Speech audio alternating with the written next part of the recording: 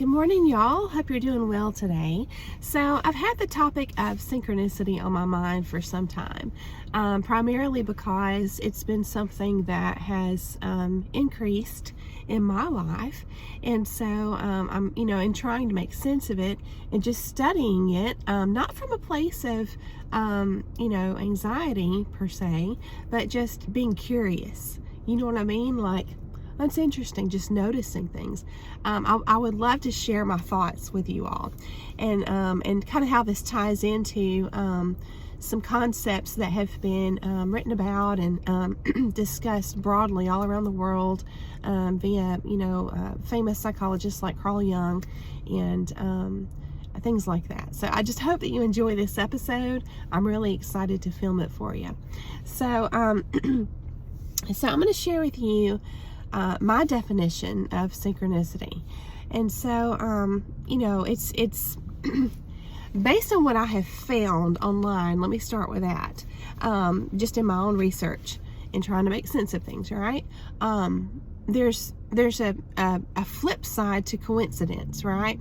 So supposedly coincidence is when two or more things happen, multiple things happen that seem, you might say, statistically impossible or just extremely odd that they happened, because there seems to be some type of connection, but there shouldn't be. There shouldn't be, any type of connection, but you notice it.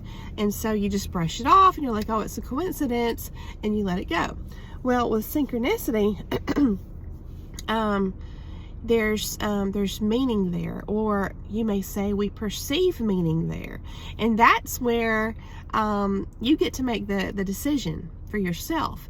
If you truly believe there's meaning there, that there are no coincidences, or maybe you might think there are some coincidences and some that are not just pure coincidence. Maybe there's meaning there, but you get to decide with regards to synchronicity, if there truly is meaning there, or if it's just a matter of our perception, right? And so the way I think a lot of us really start thinking about this more, I think it comes about because of just life-changing events.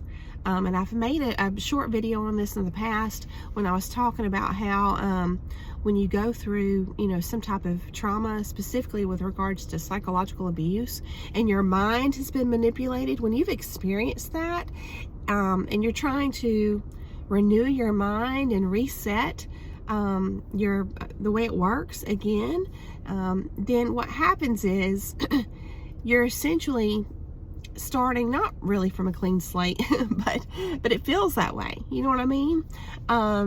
And so you're trying to get a grip again on your own perceptions, if they've been, exploited or stolen from you by a controller, right? Someone who had their own grip on your mind, and they were working it to their benefit. When you finally get free of some kind of entanglement like that, then you have to do some work to get grounded again, and to be sure of yourself once again, and to make sense of things, feeling confident enough to make sense of things on your own.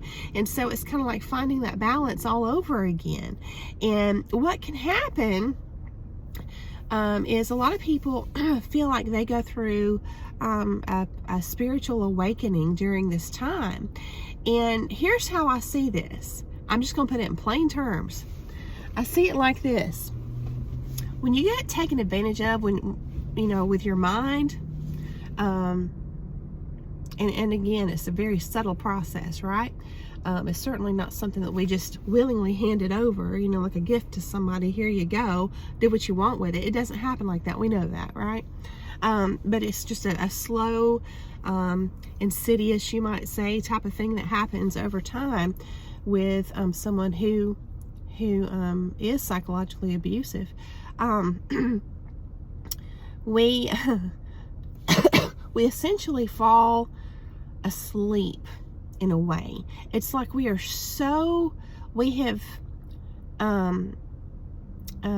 subconsciously just made a decision to trust this other person so deeply that gatekeeper role that I'm always talking about in my videos, because it's just a personification of this alert center part of our psyche, like this parent role who's supposed to be on guard. That's why it's called the gatekeeper, right? It's supposed to be this part of our mind that's aware and paying attention and on guard and discerning everything that happens to us and acting as a filter to protect the other parts of our psyche and all this. So what happens is, when you're psychologically abused, this gatekeeper role falls asleep, and that's what translates over into people feeling like they've been put under a spell, right? Or feeling like they're in a trance-like state, like a zombie. Or there's so many different ways to describe it, being stuck in the mud, being caught in a web, a spider web, or a web of lies, or just being in the fog. So many different ways to explain it. And it certainly ties into the whole trauma response of being frozen, which I've talked about as well. But if you want to talk about like what happens to our minds, that's how I perceive it. When you've handed over, just like I mentioned in my video yesterday about fairy tales, and specifically forbidden love in fairy tales, and breaking down the characters in fairy tales and how they represent personifications of one's own psyche. It's like we unknowingly hand over this role, the judgment role, the discernment role, to this controller, and then we just kind of fall asleep in that regard. And so what happens with synchronicity is, when you are away from that and you're rebuilding this role again, right?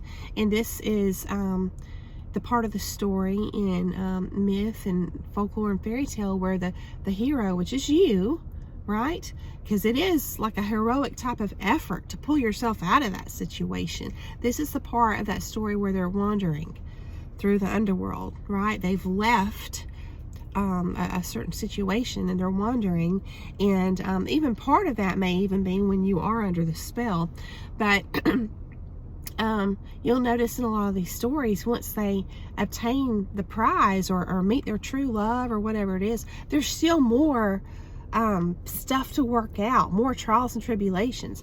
So when you get away from a controlling person and you've gotten back your discernment, right? The keys to it or whatever, the ownership to it, you still have work to do. And as you're doing this work, you are slowly waking up. And so instead of being asleep, right, metaphorically, you start, as part of the waking up process, you start seeing things almost like for the first time, which through the spiritual lens you may call being born again, right? And when a person's born again through the spiritual lens, you start out as a youth, right? Like a baby. If you're a Christian, you've heard people call this like being a baby Christian or whatever. So you're new, in other words, in this awareness. So you were asleep, you got it back, this gift that you should have never handed over to someone, right, who certainly didn't earn it. And even we've learned that going forward, it's something that you should never give away anyway, right? You should always remain in control of your own mind. We know that now. Excuse me, y'all. But you're new now. You got it back and you're waking up, but you're like a baby, and so you're noticing things. And it's kind of like a kid in a candy store. You're like, wow. And so everything is just brilliant to you once again. And so what can happen is you can overcorrect. You can go from being so asleep that you don't notice anything at all because you're just totally trusting this controlling person, which is exactly where they want you, right? You can go from this side of the spectrum to waking up, getting so excited about it, and just zooming way on over here to the other side of the spectrum where you're like finding meaning in everything. And so, you know, it's important to self-evaluate and to bring yourself back into a place of balance there. Okay, yeah, you're awake now. Yeah, you notice things now. You're noticing a whole lot. And I just encourage you to notice within yourself first. You know, are you coming from a place logically? You know, are you keeping yourself in balance? Are you operating from fear? Are you letting your emotions get the best of you? Just, you know, that's a good rule of thumb anyway. It's just to always self-evaluate and observe to make sure that you are healthy, you know. But I'm just giving you things to think about. But that's what can happen. But I think for a lot of us, you know, we don't necessarily go way on over here, but we, because that can be dangerous. Let me just say that. I feel like, you know, a person who goes way, you know, off on this deep end, you might say, probably needs some help to get rebalanced again, you know, from a therapist, someone who can, you know, kind of snap them out of it and make sure that they're grounded in reality, right? But then we have the whole topic of the next part of what I want to discuss with regards to synchronicity, which is reality. So as you're waking up, hopefully you're somewhere here in the middle, right? The healthy gray area, and you're noticing things, and you're noticing patterns. Part of noticing things is noticing the things that are related. That when you were asleep for so many years, however long it was, you didn't notice anything at all. So not only are you now noticing things, but you're noticing things that seem related to other things that shouldn't be related, but you can't deny it. And the more you notice that, the more other things you see that are related to these things, and it just starts to create this space in your mind that is really special. And it's special because it's really a vulnerable place to be. This is where you have to really take authority over your mind and say, okay, logically, if I assess the situation, I have to admit that, you know, this is all new to me, because maybe my whole life I've been gaslit. Maybe my whole life my mind has been under a spell. Maybe my whole life I've been psychologically abused and controlled. And so this may truly be the first time ever you're noticing everything. You know, the way someone who hadn't gone through all that has always had the privilege of doing their whole life. Or it may just be that you had a season. You know, if it was a short season for you, you probably weren't that affected. But if it was a long season for you, then the more affected you're going to be.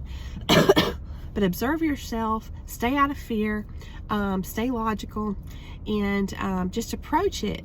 When you see these synchronicities, these things that seem related, but you don't understand how, and a lot of this stuff seems statistically impossible, right? When you think about things like probability, I just encourage you to approach all this from the viewpoint of curiosity.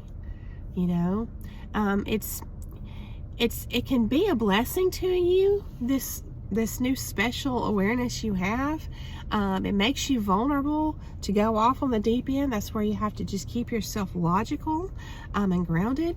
But it can also be a blessing to you because it can serve as something that's just kind of exciting and that can motivate you to explore different religions. Because here's the thing, this concept of there being more than what meets the eye is not a crazy concept at all. I'm not saying that when I'm talking about the spectrum and way over here on this side, because the thing is, if you think about the concepts and the world religions and stuff, I mean, some of the stories and the concepts are statistically impossible, right? They are beyond what makes sense in the physical. And so you know, in that regard, I've always felt like, you know, logic, psychology that that diagnoses people with a lot of mental illnesses is so firmly grounded in logic that it kind of is at conflict or at war, in my opinion, with spirituality. And you look at the statistics around the world of how many people have some sort of religious belief. Well, does that mean everybody's crazy? You know?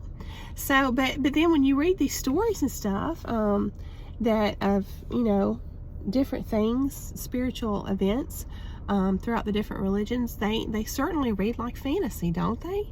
And so it's a delicate dance. It's a delicate dance between logic and spirituality, but that's ultimately for you to decide.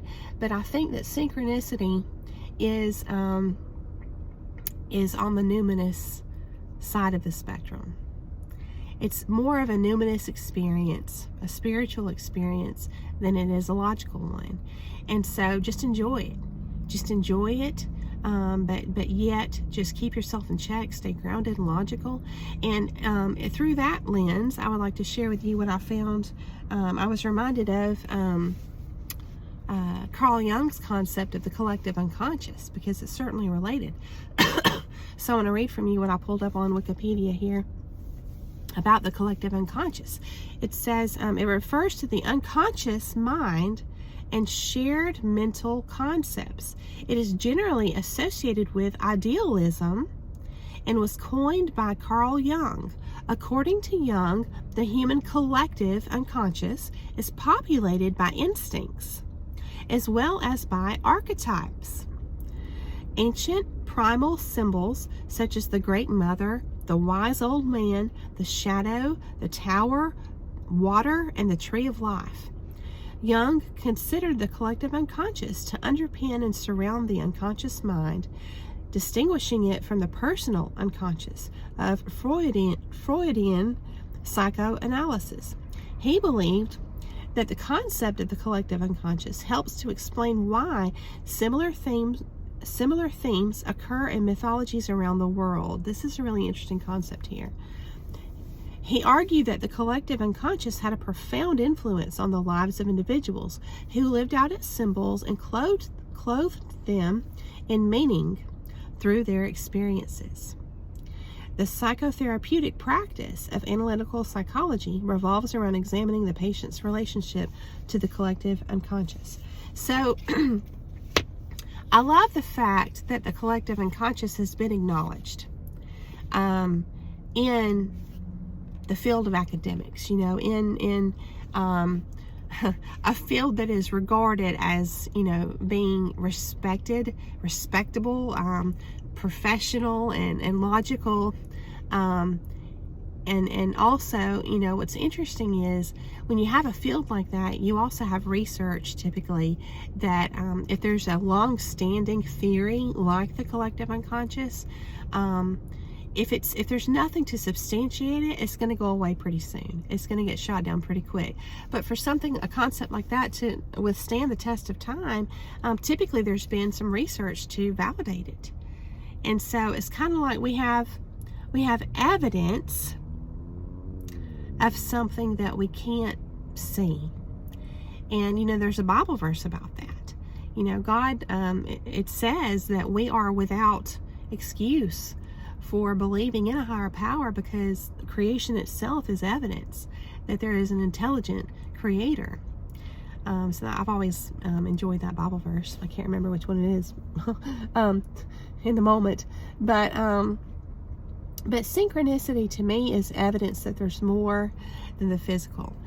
There's a greater power at work. And, you know, another lens you might look at is that we all seem to be separate in these physical bodies, you know, and our ego is works to keep our minds focused on the separateness in this reality, right? And that's why our ego is always at war with the spiritual aspect of us, because we are multifaceted. There's multiple parts to us. And so the spirit is what unites. And there's evidence of this everywhere. Excuse me. There's true stories of, I think it's called ESP, where people who are very close are just miles and miles away. And, you know, I think there's been studies among twins like this even, where, you know, one twin suddenly has this conviction in their soul without any prompting or evidence or anything that something's wrong. And so they reach out and call their twin, and sure enough, there's a big issue or a problem, or there's been an accident. And so this is the kind of thing that's documented, and there's a lot of evidence of this. And I know y'all know this, but you know, we tend to kind of isolate these stories to, you know, just chats, you know, around the campfire, just and they're enjoyable, don't get me wrong, but when you're experiencing a lot of synchronicity in your life, and you're trying to make sense of it, you get to choose. That's my point here. You get to choose. That's the power that you have, that was granted to you. Free will. You can choose to make what you want of it. You can choose to approach it with paranoia and fear. You can choose to approach it with curiosity and gratefulness that you now have the eyes to see. I once was blind, but now I see. You can choose to let it inspire you to find deeper meaning in this life, and purpose in your life, and possibly to develop a relationship, if it's not already there, with the higher power. And so I wanted to open the discussion on synchronicity. We could talk about it for hours and hours and hours and make many videos, but I wanted to open it with that from the viewpoint of be encouraged. And you know, the way I view this is, to me, it's like a pearl. When you have eyes to see things that other people can't as easily or readily see, it really, you know, should be protected. And the reason why we protect certain things and consider them to be pearls, just like the Bible verse talks about, you know, don't cast them before the swine lest they trample them beneath their feet. What that means for me is, if I go and share openly some things that are numinous experiences, spiritual experiences that can't be verified in the physical reality by other people, that gives certain people who want to harm me, or who wish me harm, that gives them something to go on to then turn around and try and gaslight me, and try to cut that cord once again, between you and your higher self, or you and that inner guiding light, that discernment, that gatekeeper role. It just gives them something to try and cut that connection once more, to separate you from that deep knowing of what's true and real and what's not. So that's why we keep certain things to ourselves, right? As pearls, until or unless we have established firmly a very deep and true and meaningful relationship with someone, where we know this person values us and has never gaslit us or psychologically abused us, and there's no red flags. You know, at that point, you may start to share some of your pearls, and it can be a beautiful experience once you're able to share and it's reciprocated in that manner. But until then, I just encourage you to keep your pearls to yourself. Remember to stay grounded and stay positive, and make of it what you will. But I hope that you choose to make something good out of it, and to be encouraged and inspired. So we'll talk more about synchronicity, but I wanted to open up the topic today with that light discussion. I hope you enjoyed it. I hope that you have a beautiful day, and I will see you very soon.